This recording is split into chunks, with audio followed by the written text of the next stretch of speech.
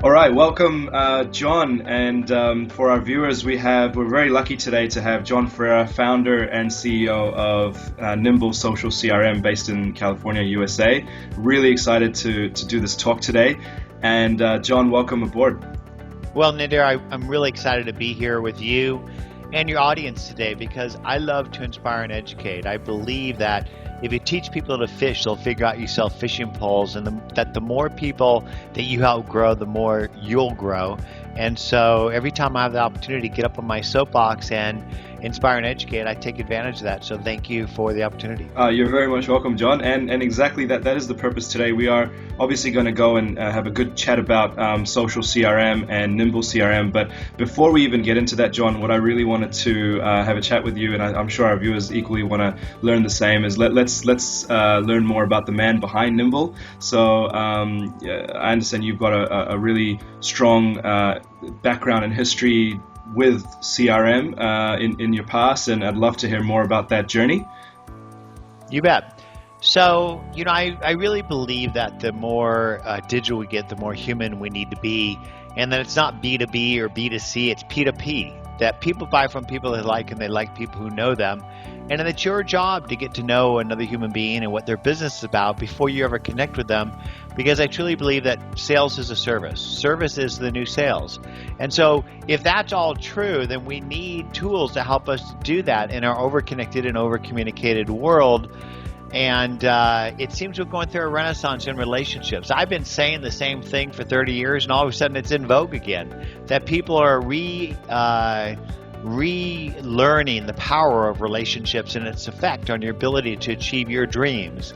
I got started in this business 30 years ago because I needed a tool that enabled me to be able to manage my relationships. And back then, we managed relationships with something called a Rolodex, or we managed relationships with 6x9 index cards that we wrote a recall date and we filed it. We communicated with our team members with pink while you're out slips, and we did a forecast on spreadsheets. And I said, there's got to be a better way to do this. And I looked around the marketplace, and there was no Outlook, and there was no Salesforce. There was no term SFA or CRM. There was no idea of email marketing. And so basically, I had to build a tool because it didn't exist. Right. And I called it Goldmine, and it turned out to be a goldmine.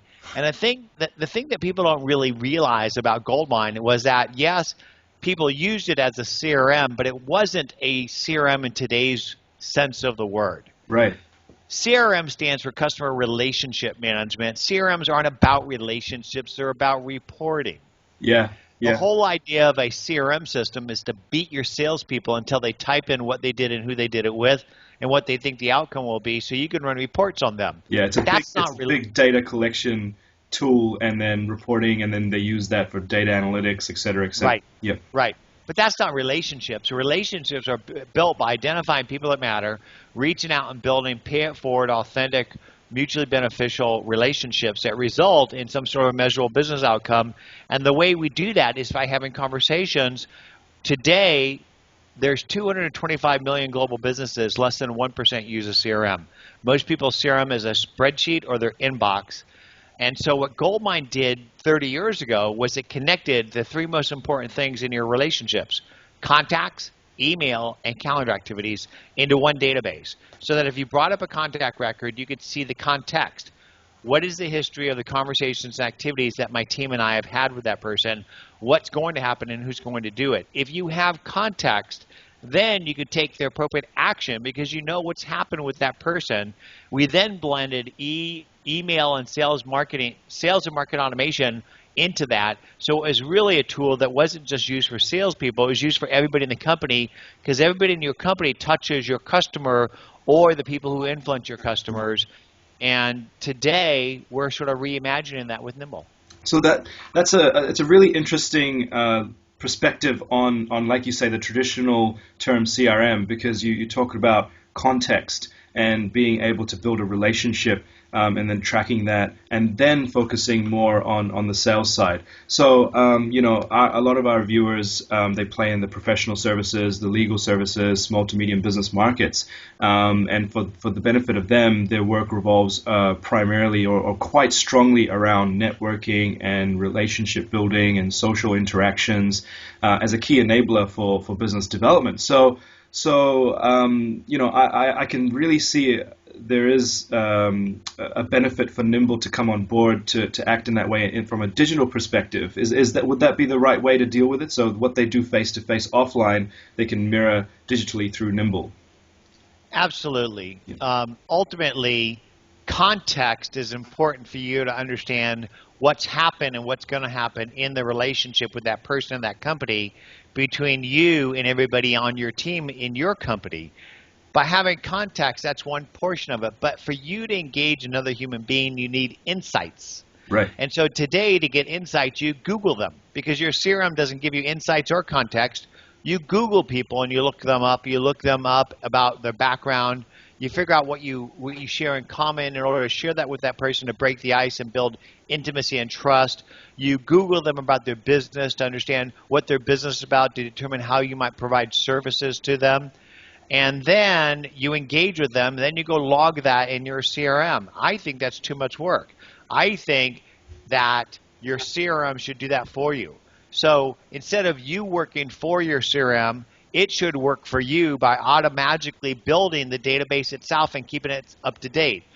What people don't realize is that even if you could beat people to type data into a computer, which I think is inhumane, by the way, if you could beat people to do that, the data would decay like fish over time because people change and their companies change.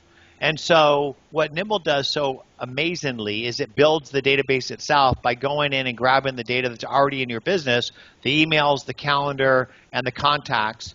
Then we map the social background about them and their company and bring that data down and keep it up to date on a daily basis.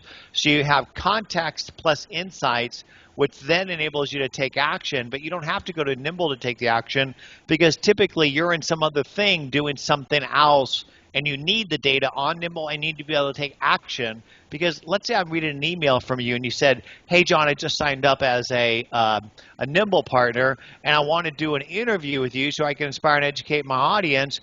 Can we connect? And what I would then do is schedule a task for one of my team members to help coordinate that and follow up and follow through.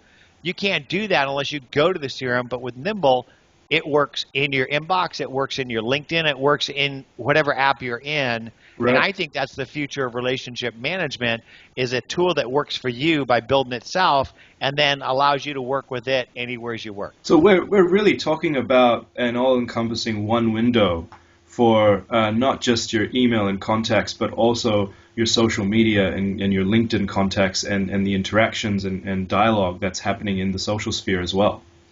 Well, people talk about social, and I think that's going to be a buzzword that's going to go away, because today everybody talks about social marketing and social sales and social CRM.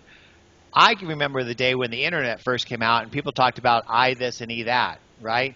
Right. And I contact and iToys or eToys or whatever the different websites were. Now we just take the internet for granted. It's just the way we do business. But back then, it was a new thing, and people basically tried to say how the internet this or E that.